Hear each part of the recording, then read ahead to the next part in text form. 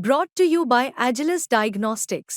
Health test की बात आती है तो मैं भरोसा करता हूँ India largest diagnostics company Agilus Diagnostics. खुद को टेस्ट करते रहो।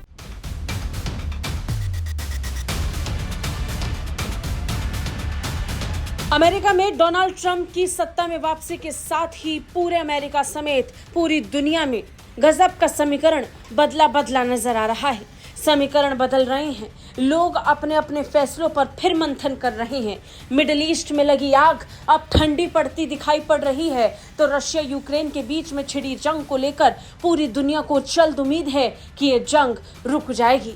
और इन सब के बीच में इंतजार व्हाइट हाउस की इन दीवारों को अपने नए राष्ट्रपति का है।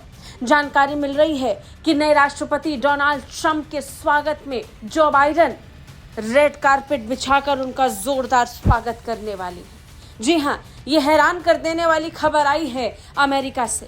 हालांकि ये भी प्रोटोकॉल का हिस्सा है, लेकिन अमेरिकी राष्ट्रपति चुनाव में रिपब्लिकन पार्टी की निर्णायक जीत के बाद अब बाइडेन को उस पल का साक्षी बनना पड़ेगा जो वो नहीं चाहते थे। बाइडेन ये नहीं चाहते थे कि ट्रंप किसी भी कीमत पर अमेरिका के नए राष्ट्रपति बने, लेकिन ये हो गया और अब उन्हें शांतिपूर्ण तरीके से अमेरिका की सत्ता की बागडोर डोनाल्ड ट्रंप के हाथ में सौंपनी होगी, यानी शांतिपूर्ण हस्तांतरण सुनिश्चित करना होगा। और इसके लिए निवर्तमान राष्ट्रपति जो बाइडेन व्हाइट हाउस में नवनिर्वाचित राष्ट्रपति डोनाल्ड ट्रंप से मुलाकात करेंगे। जानकारी के मुताबिक प्रेसिडेंट बाइडेन और डोनाल्ड ट्रंप ओवल ऑफिस में 13 नवंबर को सुबह 11 बजे मिलने वाले हैं और इस दौरान ये सुनिश्चित किया जाएगा कि शांतिपूर्ण तरीके से सत्ता का हस्तांतरण हो।